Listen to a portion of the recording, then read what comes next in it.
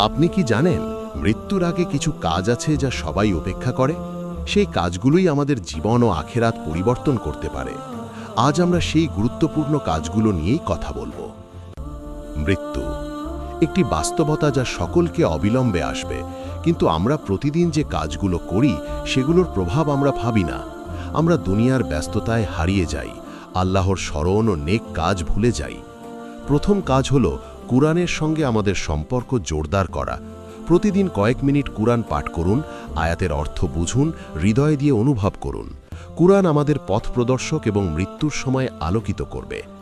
দ্বিতীয় কাজ হলো দোয়া ও নফল নামাজ। রাতে কিছু সময় আল্লাহর সাথে কাটান, তাকে স্মরণ করুন। দোয়া আপনার হৃদয়কে শান্ত করবে এবং আল্লাহর নৈকট্য এনে দেবে। তৃতীয় কাজ হলো রোজা ও নেক কাজ। রোজা হৃদয় পরিশুদ্ধ করে, আত্মাকে শক্তিশালী করে এবং আমাদের অহংকার কমায়। চতুর্থ কাজ হলো জাকাত ও সাহায্য। দরিদ্র ও অসহায়দের সাহায্য করুন। একটি ছোট দানও আখেরাতে বহুগুণে ফিরে আসে। পরবর্তী গুরুত্বপূর্ণ কাজ হল সম্পর্ক ঠিক রাখা। মাতা পিতার সন্তুষ্টি অর্জন করুন, তাদের কাছে ভালো ব্যবহার করুন, ছোট ভুল ক্ষমা করুন। বন্ধুদের সঙ্গে সম্পর্ক মজবুত রাখুন। যদি কারো সঙ্গে দূরত্ব বা ভুল বোঝাবুঝি হয়, ক্ষমা করে দাও।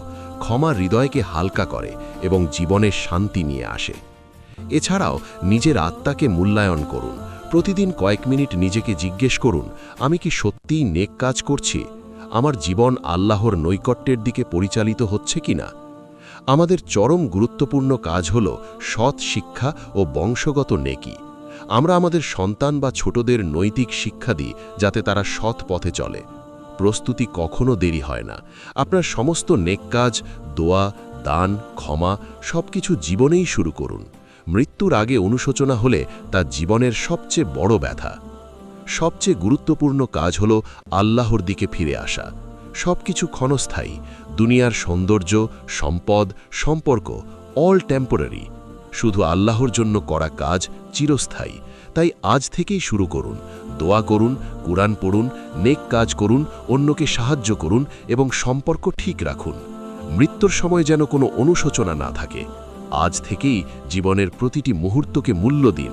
আল্লাহর নৈকট্য ও আখিরাতের জন্য প্রস্তুত থাকুন।